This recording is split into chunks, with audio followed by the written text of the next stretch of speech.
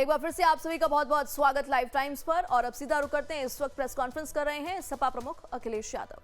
समाजवादियों की देन है जिसकी वजह से इतनी अच्छी फ्लावरिंग ब्लूम आप देख रहे हो लखनऊ में। जहां तक पेड़ काटने का सवाल है, बीजेपी की सरकार ने बड़े बड़े जंगल काट दिए हैं। छत्तीसगढ़ में, मध्य प्रदेश में सुनने में आया कि अरावली की पहाड़ियों को भी नहीं छोड़ेंगे ये लोग।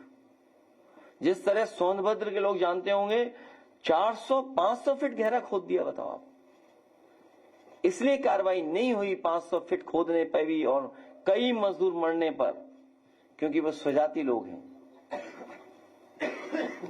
नीतीश कुमार का बचाव करते हुए केंद्रीय मंत्री गिरिराज सिंह कह रहे हैं कि उन्होंने कुछ गलत नहीं किया, वो एक अभिभावक की तरह वहाँ पे बिहेव कर रहे थे और ये कोई इस्लामिक केस नहीं है जहाँ पे चेहरा नहीं दिखा सकते। वो पासपोर्ट किसी का इमोशन आप नहीं हर्ट कर सकते हैं, किसी के रिलीजन पे आप नहीं ठेस पहुंचा सकते हैं। उनके साथ कोई एक हेल्पर चलना चाहिए, नीतीश कुमार जी के साथ।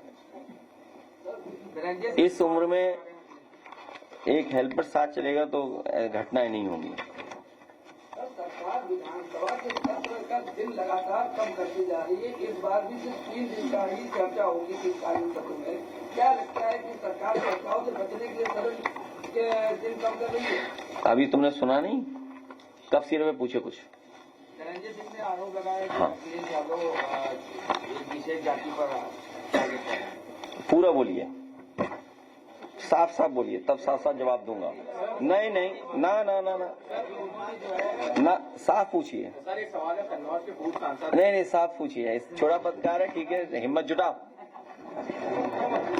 अरे हिम्मत जुटाओ, क्या रखा है उसमें। उन्होंने कहा है धनंजय सिंह ने कि जो है अखिलेश यादव लगातार उस पर टारगेट कर रहे हैं विशेष जाति को। नहीं, किसको? राजपूत जाति। नहीं, गलत बात। तो छत्री तो हम भी हैं। और हम नहीं छत्री क्या? कौन तय करेगा छत्री हैं कि नहीं है? राजा साहब कहाँ गए हमारे? बैठे खड़े। देखिए आप, राजा, हम लोग खिलाफ है किसी के? हाँ, राजा देवेंद्र प्रताप सिंह जी, हम लोग किसी खिलाफ नहीं है। सर कन्नौज के पूर्व सांसद सुब्रत हम लोग किसी खिलाफ नहीं, और सबसे ज्यादा मंत्री हम लोगों ने बनाए हो। कोई सफाई देनी नहीं है। सवाल वो नहीं है, उसके लिए भी ग्राफ है हमारे पास, इनके जवाब के लिए।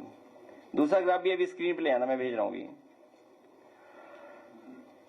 ये बचने के लिए सब एक्सरसाइज हो रही है।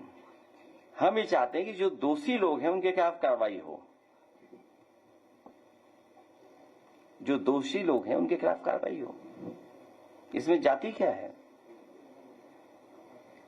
और फिर लोकतंत्र में विपक्ष है और प्रधान सांसद जी के क्षेत्र से मुख्य आरोपी भाग जाए, पुलिस भगा दे, ये बड़ा विषय नहीं है क्या?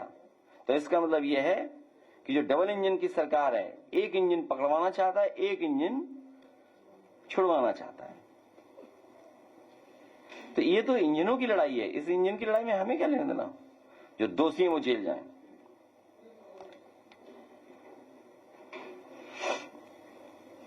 क्यों डरते हो तुम लोग?